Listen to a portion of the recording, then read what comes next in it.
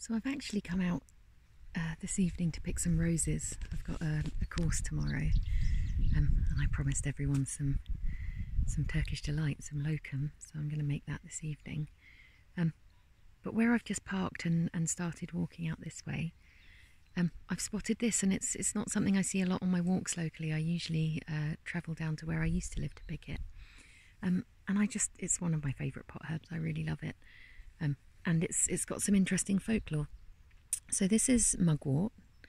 And mugwort, I don't often see it quite this big, but it's quite a big bushy plant. And the leaves are quite nice and easy to identify. They look like this on the top, so kind of quite deeply lobed, separated leaves, but broad, not kind of tiny fronds or anything. But more easy to identify on the underside.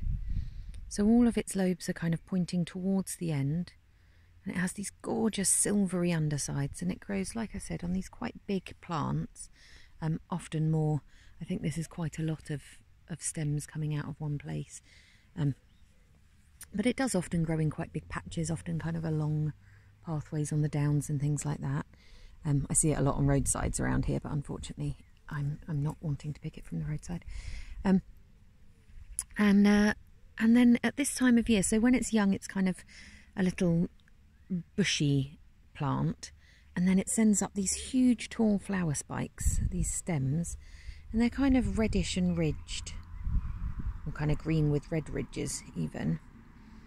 And then on the flower spikes, it's got multiple different flowering stems that come out, all with these little leaves on as well. And the flower buds at the moment, like this, before they really open, I mean, they don't get kind of great big flowers on them or anything. They always look quite kind of small and tight like this.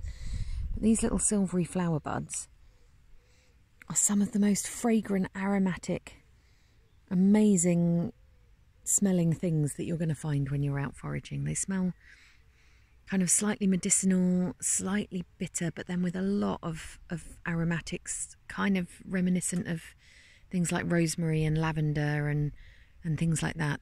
They're really quite complex. And I quite like to use these, like I say, as a pot herb. You wouldn't want too many technically. If you had a lot, it would be toxic. But I've been using it in stews and things for years.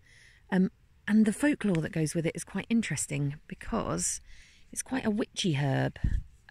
It supposedly is good for inducing lucid dreaming and things like that. And there's all sorts of stories that go with smoking it and using it to adjust your state of mind.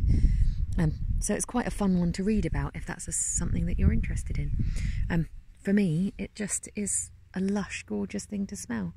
And I did lucid dream as a child, so I occasionally like the idea of you can make little traditional pillows with it and pop it under your pillow and things like that, just for fun.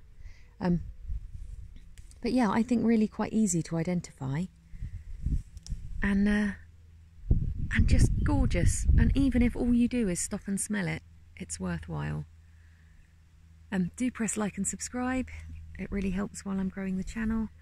And do get in touch if you want to come on a course, if you're in Sussex or local. I'll also put my Buy Me a Coffee link underneath if you find the content that I make useful. Do feel free to tip.